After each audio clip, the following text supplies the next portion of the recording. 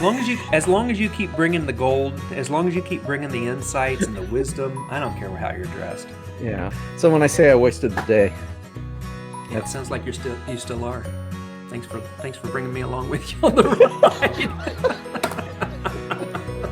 no problem, man. Giddy up. I didn't even read the psalm this week. I don't know what it's about.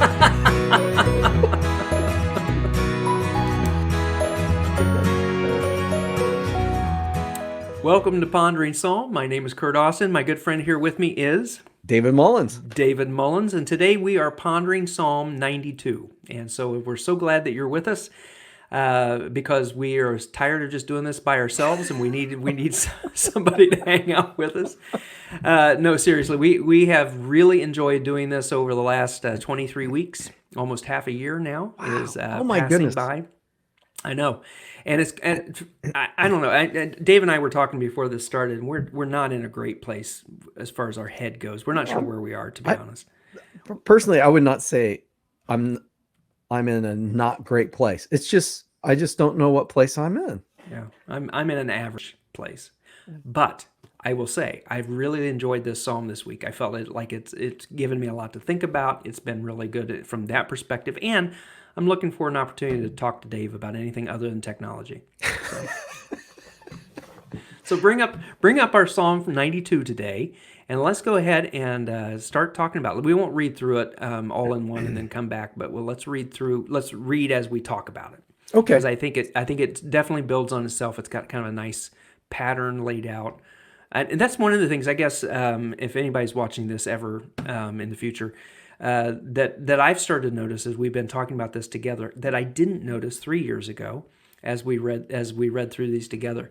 The pattern of the Psalms, the way they're written, there is and it's probably a poetic device, right? I mean, it's a writing style, and some of them follow one style, and some of them follow another style. You had mentioned contrast. Well, yeah, but parallelism. Parallelism is one. Yeah. But this one I thought, and I didn't read any commentary, so this is just my brilliant observation of the psalm, that this has a kind of a neat beginning, a great ending, and in between it's kind of got a back and forth that I really enjoyed. Yeah, I was going to bring up, I didn't know if you were going to bring up the fact that it's a song to be sung on the Sabbath day, even though it doesn't say really anything about the Sabbath. No, that is it is talking about God's greatness. I mean, I could see why it would say that. Yeah. Because it's celebrating what God has done. And it's interesting you put it that way, because the feeling is that when it was originally written, it was not to be sung on the Sabbath day. It was written for completely other purposes, but yet the people of Israel, living in the psalm, thought it was perfectly reflected on the Sabbath day, and that's why it was to be sung on the Sabbath day. Now, your church is doing a section of a psalm every week, right? I mean, like 2 or 3 passages. You were prior to COVID. We were. Actually, it wasn't 2 or 3 passages. It'd be 1 or 2 verses. That's what I meant to say. Verses. Yeah. I'm sorry. Yeah, and this would be one that, well, it might have been one that we've actually done. Yeah. It's good to give thanks to the Lord. And here's the parallelism. It is good to give thanks to the Lord. I mean, that could stand on its own right there. Mm-hmm. But it doesn't. It's the parallelism, to sing praises to the Most High. It is good to proclaim your unfailing love in the morning. It could stop right there, but then it continues at your faithfulness in the evening. So that's just, you see that a lot in the Psalms. Yeah. Sometimes when I'm trying to skim them, I'll just read the first line. It goes so much faster. Yeah, it does. It does. I read only the odd number of words, and so I find that seems to work. It's kind of like when I learned that good writing, you put your main idea in the first sentence of a paragraph, and then, I mean, I did this in college for a while. I would just read the first sentence of every paragraph. That is speed reading at the ultimate. I know, it's like boom, boom, boom. All right, if they're a good writer, I should do well on the test. It's up to them if I pass or not. It is. It wasn't my fault I got the D. Oh my gosh. I read all the first lines of the paragraphs. What else do you want? We could probably So cut all that out. let's circle back to the psalm itself. It's good to give thanks to the Lord, to sing praises to the Most High. It's Yes. good to proclaim your unfailing love in the morning. Now, so he shifts from a third person to first person interaction between verses 1 and 3 or 1 and 2, right? It's good to give thanks to the Lord. Yeah. He's just kind of giving everyone some instruction, and then verse 2, he's actually talking about God, to God, right? To God. To God. Proclaiming your Yeah. unfailing love in the morning, Yeah. your faithfulness in the And evening. and it's not just singing, it's also using Yeah. instruments to be part of that morning and evening praise. And this is an interesting thing because this is something that I continue to struggle with. I have no problem proclaiming God's unfailing love in the morning. I get up in the morning and I spend time with God, but it's the evenings Mhm. that I don't always have that same time, which would probably be very helpful as you look back over your day, because in the morning it's like, oh, you love me or I'm feeling love, but in the evening is when you can look back over your day and see points of faithfulness. uh, Nice. but I don't take advantage of that, so that's a confession.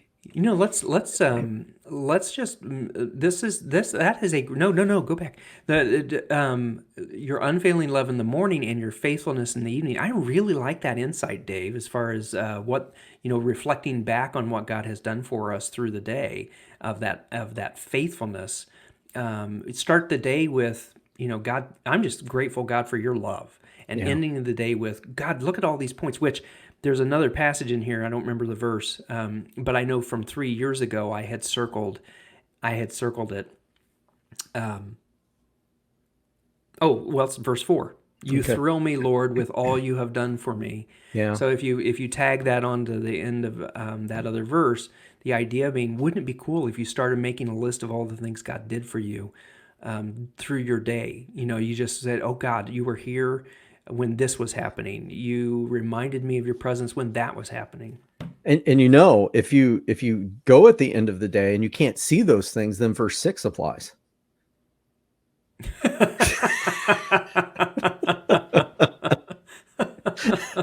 Right? I mean, he's just kind of setting you True. up, Yeah, true. Yeah. because I'm sure if you have a really, really bad day, we're tempted to say, well, where was God faithful in that? And the psalmist would say, well, you're being a simpleton and a fool, Yeah. because you have to look deeper and you have to look broader. And then we get to verse 7. Uh, Yeah, this is where the back and forth begins. yeah. Um, Yeah. you know, And Curt, I had not thought about this, but if you think about the path we're on, and this might not have anything to do with the reason why the psalmist wrote it, he might not have had any of this in mind. But you sing his love in the morning, and then in the evening you look back over his faithfulness, and you see all these things that he's done. And if you can't see that, it's like, well, at that point I'm being a fool.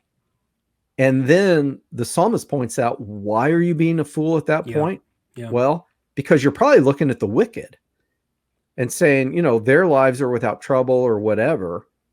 And he confesses, the wicked sprouts like weeds, the evildoers flourish. yeah. The Yet, number of times we have that this has come up in the Psalms prior. yes, I mean, yes, it's a recurring theme of it just seems like I'm not getting anywhere, God. That all of the evil is taking over, and so but they will be destroyed forever. So yes, there's this yeah, reminder. yeah. Um, Because I mean, I've talked to folks. It's kind of like, what, why should I? The phrase "no good deed goes unpunished." Why should I be good when it doesn't always seem like there's a yeah, reward? yeah, But I look at these folks that just kind of live however they want, and they seem to be doing well and having a good time. hmm Well, the psalmist is like, you have to look further. I mean, you not just look deeper and broader, you have to look further, because they will be destroyed forever. And how long is forever, Curt? I haven't stopped. I don't know. I Well, I can tell you the answer to that. You want to hear how long forever is? Yes, Dave, how long is forever? It's a really long time. Is it Yes. plus infinity? Yeah. Infinity plus longer. So the wicked will be destroyed forever, but you, O Yeah, Lord, will be exalted forever. yeah. See, there's the contrast I was talking Yeah. about. Yeah. And then in verse 9, your enemies will surely perish, all evildoers will be scattered, but you have made me strong as a wild ox. Yeah. You have anointed me with the finest oil. Oh my goodness. Eating like an ox? That was from several weeks ago. I don't think we ever showed that in the show, and it's already here. And why are we showing it now? Well, because you eat like an ox and you're strong like an ox. Strong as wild an ox, yeah. Yeah. Verse 8, there's something in poetry called now I've lost it. Not chiasm.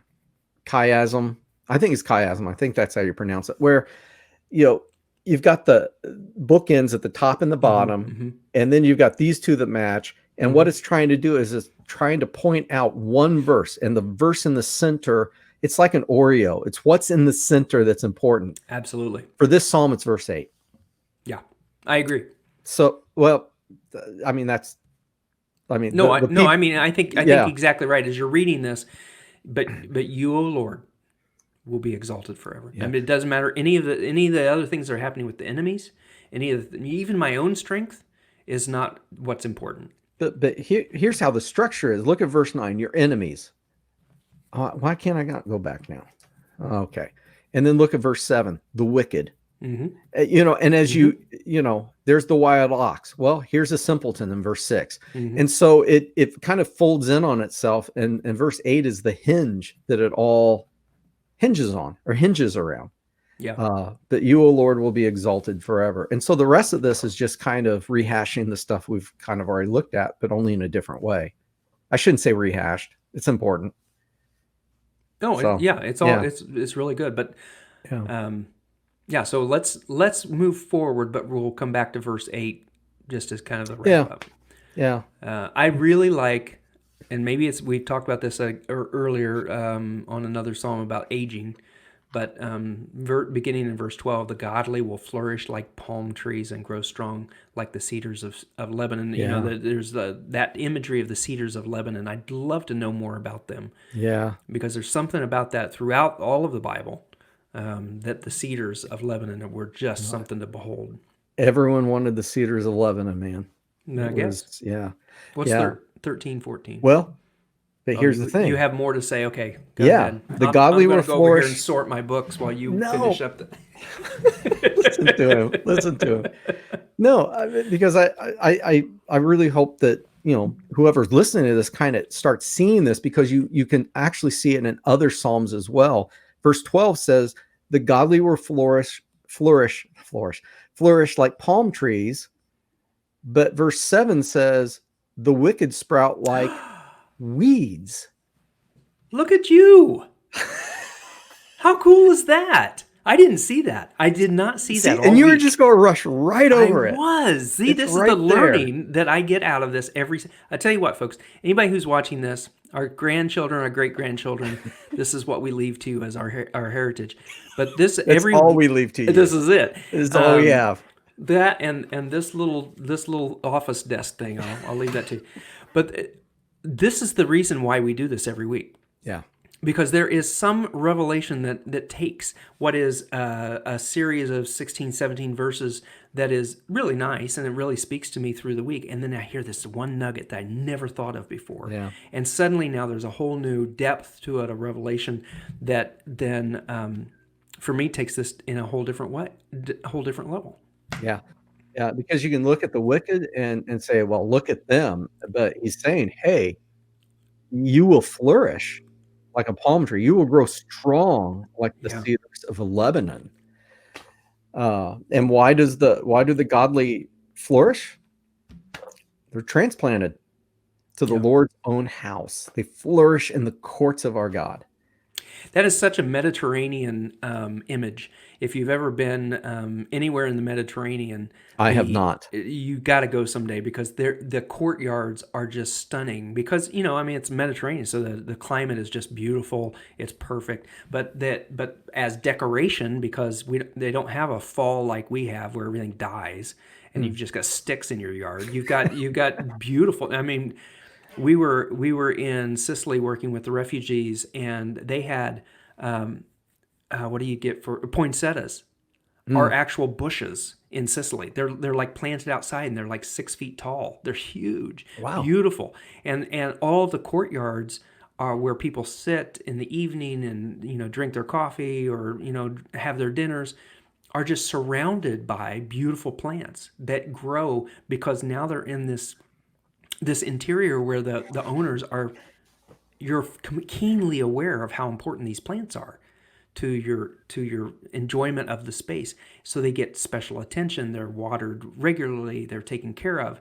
And as I was reading this, I was thinking about that setting um, in Israel that I'd seen, as well as in Italy. And you had this image of these loved, beautiful, flourishing plants, and that God will be tending us just the same way. Yeah. But I didn't think about the contrast between the weeds sprouting up Yeah. and this beautiful place. Yeah. Yeah. And here's some hope for you, man, even in old This age. this is what stood out to me. Yeah. Yeah. Still be able to produce fruit, because um, there are people who, when they Be get to, fruity. well, fruitful and multiply. Be When fruity. you get to a certain age, you do start to think, what's my purpose? What Yeah. what can I bring to this? And this psalm clearly says you're not done. Yeah. No. God loves you so much that No. He's brought you even closer. You know, and part of that, and making sure that you continue to grow and be more vital and green. I love that. Now, you want to know why some of the scholars think that they've made this a song for the Sabbath, even though that perhaps that wasn't the original intention? Not really. So Okay. verse Yeah. 15. Yeah. Yeah, go ahead. Go ahead and tell us. No, no, no, not at all. Not now. Not now. It's a much bigger deal than what I shared a little bit ago. But, What is it now? well, think about the Sabbath. When is the Sabbath? Well, it depends on what you believe, but Well, it could be a what day of the week? Saturday, What day of the week the last day of the week. yeah. So it's the seventh day. And what did God do on the seventh day? He rested. He rested. This psalm is inviting us into that godly rest, but it's also, and I'll use a big word here, eschatological. It's about the future. It's about when everything has been said and everything's been done, and we finally all enter into that rest of God with Him. And we will realize at that point that even though the wicked look like they flourished their entire life, they're not the ones flourishing at that point.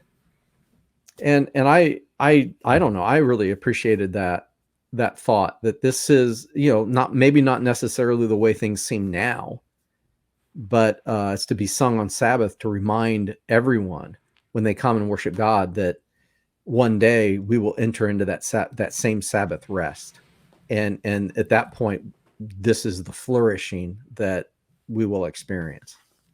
That's beautiful. That's beautiful. And we Yes. need to hear that. I think Why should they sing it on the Sabbath? Because they needed to hear it. We needed to hear it. Yeah. So And every week, yeah. We need this to is hear that, and because we're just exhausted. this is the only psalm that says it's to be sung on the Sabbath. Is it really? I didn't Yeah. realize that. Yeah, and well, as far as I remember. So and so this is the psalm. This is the one. So every week, it's appropriate to be reminded of these things, because sometimes your weeks are just really difficult, and you're weary and you're worn out, and you need that Sabbath rest that God experienced after He created the world and He rested.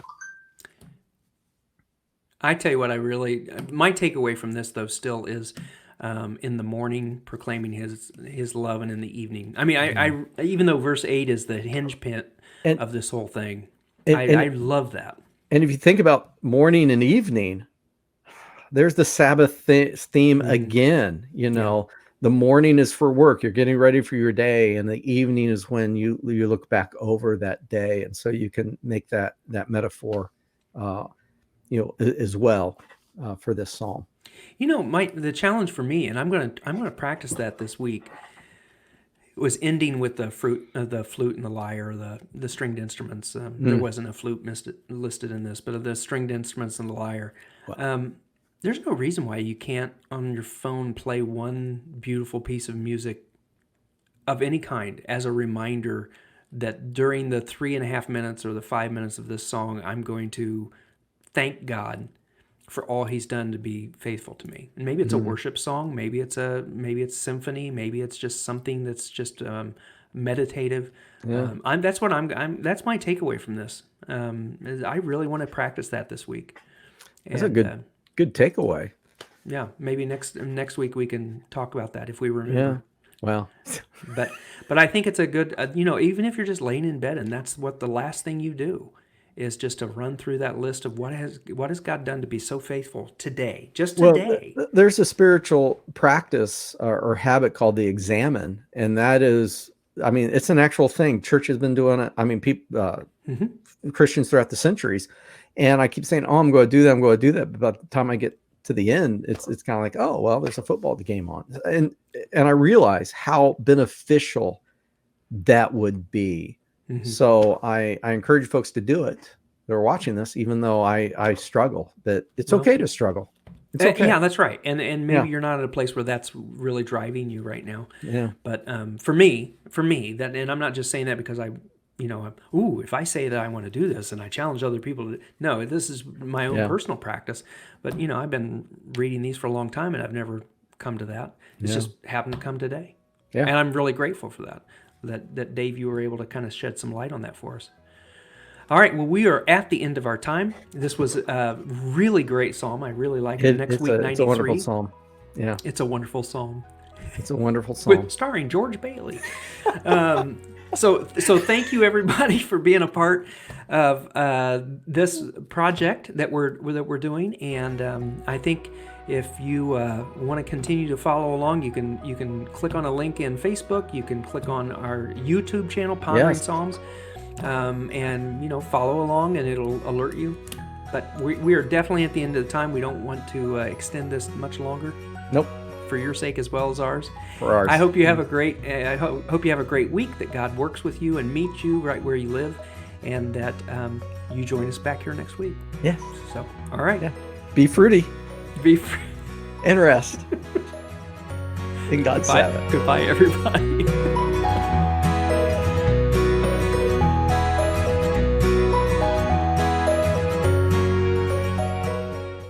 So really thrilling. Are you really excited about it? Oh yes, man, I am giddy with excitement. This is my giddy. And pretty soon you'll see my up. Giddy up. Oh my goodness. So Psalm 92. Welcome to Pondering Psalms 92.